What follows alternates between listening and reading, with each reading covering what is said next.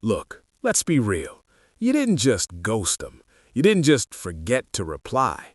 You performed a surgical extraction of your entire social circle. One day they were there, and the next, nothing but a digital graveyard of blocked numbers and unread messages. Society calls you cold. They call you antisocial or a flake. But I'm looking at your blueprint, and I see something else entirely. I'm not here to tell you to just go out more. I'm here to explain why your nervous system is literally pulling the emergency brake on your life. We're diving into the mechanics of deactivation strategies and why your brain thinks isolation is the only way to survive. You aren't mean. You're just operating with a blown fuse. Think of your brain like a high-voltage power grid. Most people can handle a steady flow of social current, but for you, every "how was your day" or "we should hang out" feels like a power surge. According to attachment theory, specifically the work of Amir Levine and Rachel Heller, you likely have an avoidant attachment style. When people get too close, your internal sensors scream, "overheat." Your brain doesn't just ask for space, it triggers a deactivation strategy.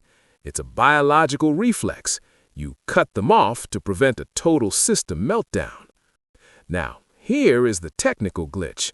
Sometimes your brain uses a defense mechanism called splitting. You see the world in black and white.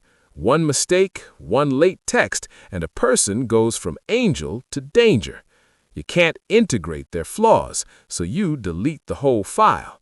It's a cognitive shortcut to avoid pain. This is what the INFJ community calls the door slam. You swallowed so much disrespect and emotional noise that you finally reached the point of no return. You don't scream, you don't seek revenge, you just cease to exist in their world. Stop. Look at me. If you're sitting in a dark room right now, feeling like a ghost, pay attention. This relief you feel, it's addictive, but it's a trap.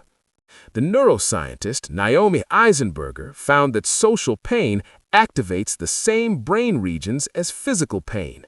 When you cut people off, your cortisol levels drop instantly. It feels like taking a massive hit of morphine. But here's the warning. Isolation is a painkiller that eventually turns into a prison.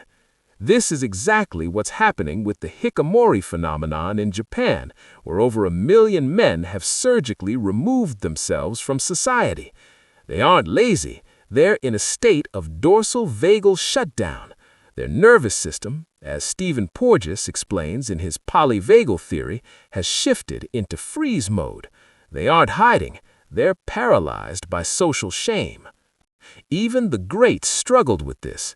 J.D. Salinger, the man who wrote the ultimate book on alienation, built a literal wall around his life. He spent 45 years in total seclusion. He wasn't crazy. He was trying to protect his self from being dissolved by the noise of fame. But there's a difference between a boundary and a wall. A boundary is a gate that lets the good in and keeps the bad out. A wall blocks everything. It blocks the love you actually need to recalibrate your gears. So, here is your protocol. First, stop the all-or-nothing delete. Before you block someone, use the hiatus method. Tell them, "I need 30 days of radio silence to reset." It gives you the relief without burning the bridge. Second, check your window of tolerance, a concept from Dan Siegel.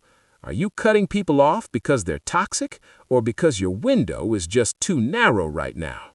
Third, practice social titration. If you've been isolated, don't jump into a party. Start with 5 minutes of small talk with a stranger, microdoses of connection to prove to your brain that the world isn't a war zone. No judgment here. Sometimes no contact is the only medicine, especially if you're dealing with a narcissist or an abuser. Professor Carl Pillemer's research shows that cutting off toxic family members can be an act of liberation, not a tragedy. But don't let a protective wall become your tomb. Fix the gears. Don't just shut down the whole factory. Subscribe if you're ready to master the machinery of your own mind.